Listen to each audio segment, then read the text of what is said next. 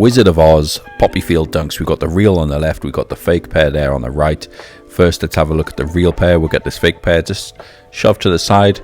As always, when I do my real versus fake, I do a split screen view. But before that, let's get these things unboxed and have a quick overview look at them just to see what we're dealing with before we get into the nitty gritty of the actual up close details. So sneakers China, if you're not familiar, when you win the chance to give Nike your money, is that a win? Your sneakers come in this outer box in China with the little sticker to show that it hasn't been tampered with. Pulling this box out, first of all, it's the same situation every time. The real box is slightly bigger. I can see that before they're even side by side, but let's line them up so you can see that.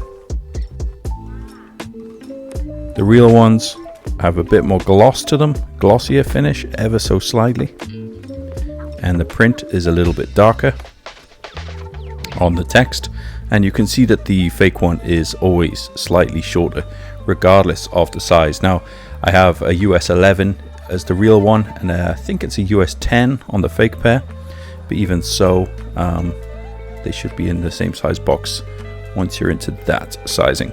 Nike SB Dunk Low Pro WOOQS Quick Strike, and on the fake one we've just got Nike SB Dunk Low. None of that additional details in terms of how this was released. Interesting to see the name of the shoe on the label on the real pair, Wizard of Oz Quick Strike. Don't always see that. In fact, very rarely. I'm trying to remember when I last saw that. Okay, straight away you can see there's differences in the packaging. So pretty obvious that this real one comes with the blind bag and comes with the printed paper, as well as coming with additional insoles and a Nike SB sticker. So there we go. Now the reason why we need to be careful though is because that stuff doesn't stick around, you know. It's quite easy to switch pairs in and out. Additionally, they may even update that packaging on the fake pair so they have that same packaging. So of course pretty obvious when you have them like this brand new, but that might not be the case for you when you're presented with a pair of kicks by themselves, maybe not even a box. So it's going to be quite tricky to tell what you have if you don't know what to look for. So getting this blind bag open, and then we will get straight into it. I want to have a quick overview of the two pairs of shoes, just to see what kind of quality we're dealing with, and I'm talking about the quality of the real one and the quality of the fake one there. I have no agenda. If you're new to my channel, I've never tried to like push one product over the other. I am literally just helping out people so you can see the differences. I'm just interested in that. I'm fascinated by the world of real versus fake. So any opinion is just honest. Brother. So the real pair here has come with a human hair stuck inside the midsole, and that's tucked all the way into the shoe's upper at the top around the laces. An extremely long Vietnamese hair here. Probably run a DNA check on that, and will guarantee that your shoes have come from Vietnam. That is ridiculous, man. Also the quality on this, I know it's a tearaway, and I know they're a skate shoe, but let's be honest, you know, it's gone past just skaters wearing these things. I quite like the outer layer to stay on, but this is terrible. That is just, it's loose. It hasn't been pulled taut when they've finished the shoe. On every single panel, every section, that is just loose. Let's check the other shoe. Yeah, same situation. Let me know in the comments if your pair also has this, because as far as I'm concerned, that's a defective product, like in terms of the appearance. It's not just a loose thread that just looks crappy. It looks like they just didn't care. The fake one is better. They've pulled it tight. It's pulled tight across the shoe. This is a tearaway as well. I saw a little glimpse of the embroidery at the back heel there. They managed it. Production, man. The production needs to come back to China for the SB dunks and the dunks. Like the AJ1s, they're still produced in China and don't have nearly as many issues as the dunks, which of course are produced in Vietnam.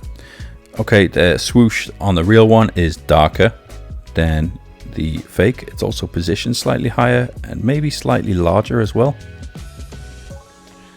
The text on the back, it's got the same placement. It looks pretty much the same. I might cut both of these pairs up on the next video to compare that. I'm looking at the way the text is placed on the heel tab. Pretty good on both. Pretty good. Not much difference going on there. Looking at the front, this toe box area, man. I mean, look at that loose material. All warped and bubbling all over the place. Toe puff is better on the real one at least. It's more responsive, bounces back to shape. And I can see on the real one that the rollers from the stitching have actually cut into the material. Okay, looking at the shape, the real one here on the left has a more chunky toe strap. Fake, looking like an AJ1 sort of cut. Just a finger's width at the 4-foot flex notch. So yeah, a chunkier shape overall on the real one, as you'd expect on an SB. Looking here at the tongue, there's more padding in the fake one. A lot more padding. The real one feels kind of empty, like they didn't stuff it properly. But it is a better shape, of course. You can tell from a tongue shape as well on an SB. It should kind of sit like that, like it's going over the edges slightly. Having a look at the inside of the tongue, the real one is covered in what I can only guess is cigarette ash. Man, you couldn't make this up. It's ashy under there. That is awful. Yeah. I can't help but feel they've just added all the extra stuff in to cover up the fact that these aren't as premium as they would like you to believe. But that's just my opinion.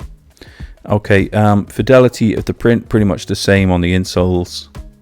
The zoom unit, very similar. Slight different color in the snowflake. Okay, let's have a look at this tag on the inside. Both have VH as the factory code. Everything else, you can pause and look at those two yourself. Do note that the lining is slightly different as well. Okay, on the outsole, I'll do a little squeeze test. The real one is strong and sturdy from the side. Sidewall is holding up. Fake one, slight bit of flex, but not terrible. And the Phylon foam unit is responsive on both, pretty much the same. So there we go. Let's have them next to each other now just to wrap this up. Okay, the fake one is a slightly smaller size, so take that into account. But you can see here there's a difference in color. Slightly darker on the fake, on the inner lining as well as the tongue. Whereas the swoosh is lighter on the fake, a lighter red. It's a bit of a deeper red on the real pair. Everything else, I guess there's more vibrancy to the colors on the real one. They're a bit brighter, a bit more pronounced. There's some more ash on the back of that heel tab on the real one. I don't know what's going on with this pair. Yeah, the vibrancy on the midsole as well. Slightly different. But not bad at all. I mean, the fact that the material's pulled tighter on the fake makes me actually prefer them. But you can see that the colors pop a bit more on the real pair. Outsoles in terms of the color, pretty similar, slightly richer on the real one. The texture and feel and strength is pretty similar as well, with the real one coming out a little bit stronger. There you have it, guys. There's your full overview of a real versus fake on the Wizard of Oz dunks.